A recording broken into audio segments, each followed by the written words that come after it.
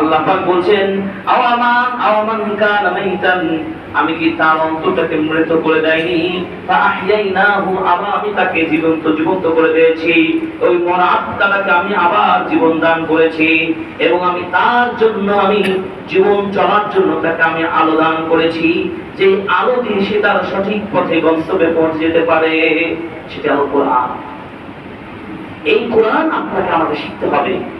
জীবনের সবকিছু সফলতার একমাত্র মিফতা চাবি হলো আল কোরআন। এই শিক্ষা আজকে খুতবায় আমাদের শিখতে হবে, এবং আল্লাহকে প্রার্থনা করুন জীবনে যা করেছি অন্তত পক্ষে আজকের খুতবা আমাকে যেন পরিপূর্ণ জীবন গঠনের জন্য কোরআনকে আপনার মাইন্ডে সেট আপ দিতে পারেন। আল্লাহ আমাদের তৌফিক দান করুন, আমিন। সেই কোরআনের কথাই বলবো, যেই কোরআনের এমন কোন বিষয় নেই আল্লাহ তাআলা এই কোরআনের সংযুক্ত করেন না। কি আপনি চান কোরআনে পাবেন না? এই জন্য আল্লাহ তাআলা বলেছেন মা ফাররাতনা ফিল কিতাবি মিন শাই, এমন কোন বিষয় নেই যা আমি কোরআনে লিপিবদ্ধ করি নাই। সব কিছুর সমাধান আমি কোরআনে রেখেছি। এই কোরআনের জিন্দেগি আপনাকে আমাকে গঠন করতে হবে। এই কোরআন আপনাকে সব বিষয়ের দিক নির্দেশনা দিয়েছে।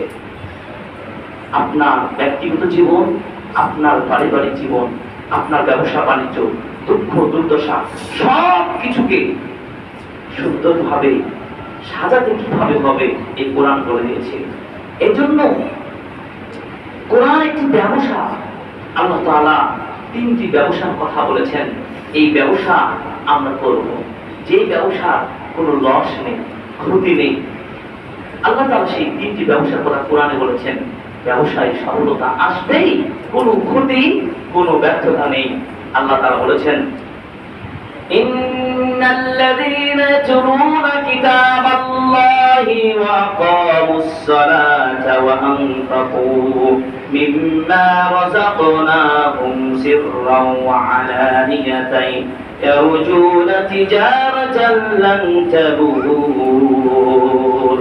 মহান আল্লাহ রাব্বুল আলামিন বললেন ইন্নাল্লাযীনা, নিশ্চয় যাহারা ইয়াতলুনা কিতাবাল্লাহ, আল্লাহর কোরআন তেলাওয়াত করে, ওয়া আকামুস সালাতা, 2 নম্বরে সালাত প্রতিষ্ঠা করে, সালাত কায়েম করে, 3 নম্বর ওয়া আনফাকু মিম্মা রাযাকনাহুম, এবং আমি তাদেরকে যে রিজিক দিয়েছি, যে অর্থ দিয়েছি, সেই জীবন জীবিকা থেকে গোপনে প্রকাশ্যে আল্লাহর রাস্তায় খরচ করে দান করে।